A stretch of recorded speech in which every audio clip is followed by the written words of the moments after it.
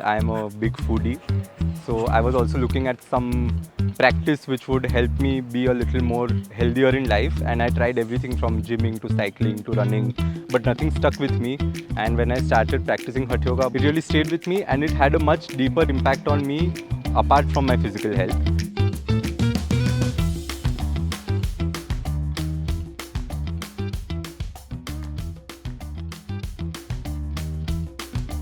So for the past few weeks, I have been in the Hatha Yoga school at Isha Yoga Center, which is in Coimbatore, which is in southern India. Namaskaram, my name is Nihar and I'm from Mumbai. So before I came to the teacher training, I was working professionally as a filmmaker. And recently I've started doing a lot of content around food and local recipes and the cultures around food. Before I came here, I thought yoga was all about physical practices and maybe a couple of meditations here and there. Apart from that, I realized that food plays such an important role in making of a Hatha Yoga teacher. And me being so passionate about food and the stories around food, I want to share something really exciting about the way we eat in the school over here.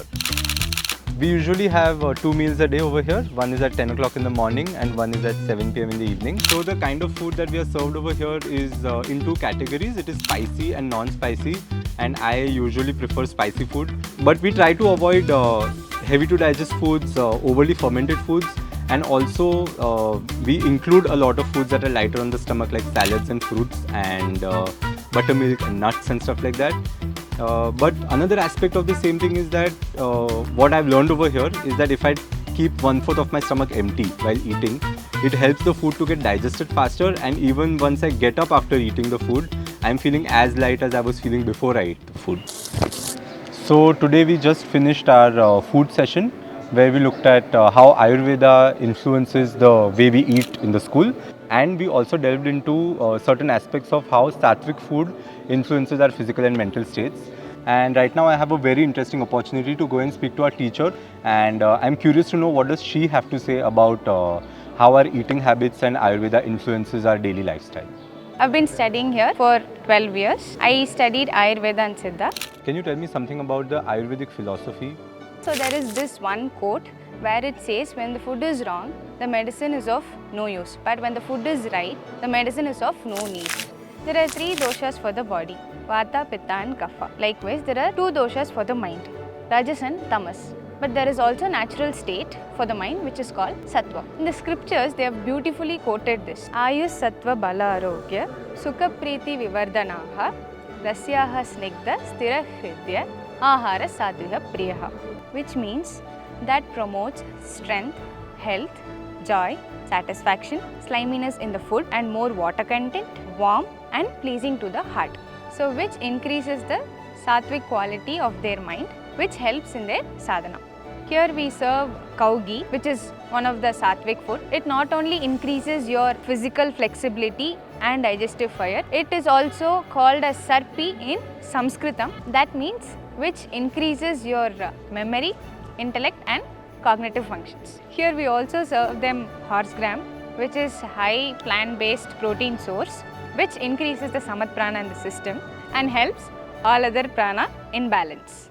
So I made some friends in the training over here who are from different countries from around the world. I'm curious to know what they think about the food that we eat over here. I really noticed that once I start consuming more raw food, I noticed that the body becomes more flexible. Instead of like eating with people, it's amazing. Chanting with them, having an invocation, being committed to food that I eat. And you also eat with your hands. This is also like a weird thing, but it's actually quite convenient. And you really feel like you're more in touch with the food in that way, and it adds up to the experience. And actually it's quite nice.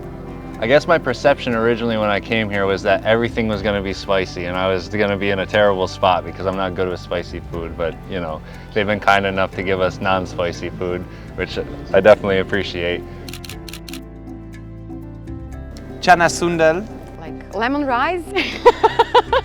That's what I adore. I usually eat like 6-7 chapatis. And also idli, sometimes. Cheese paneer is like my favorite. Like every kind of sambar, salads, papaya, watermelon, And also I noticed like sometimes we have ekadashi, where we do fasting, and always when we do the fasting, that's the day I'm the most flexible for some reason. So I'm full of food every day because I really adore Indian food, and the way it is prepared here in Ashram, I think is special. I really think it's special.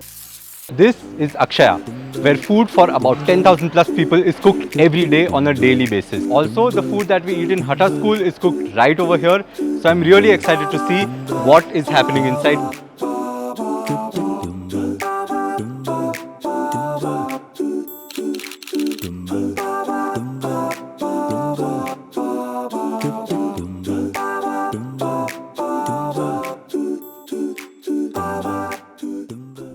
Most of my nourishment I thought was coming only from food. When I came here, it's not only about the food that we are eating, but it's also the way the food has been prepared. What I've realized over time is that a lot of it is coming from the kind of water we are drinking over here, the air we are breathing. We are getting out into the sun every morning to take the first rays of the morning.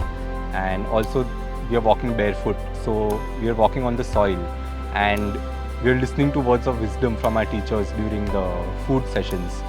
So I feel like a lot of these things are contributing to the overall nourishment that our physical and mental body is getting. And the amount of hard work that has gone into preparing the food, because we've been made aware of the amount of work that goes into making of the food through the farmers, the producers, the cooks in the Akshaya kitchen, the volunteers who are serving the food to us every day. So there are so many other aspects which are adding to the nourishment which we receive every day. So when I learned the amount of effort that goes into bringing the food that we eat every day over here, there's nothing but gratitude towards everyone who's contributed to this whole process.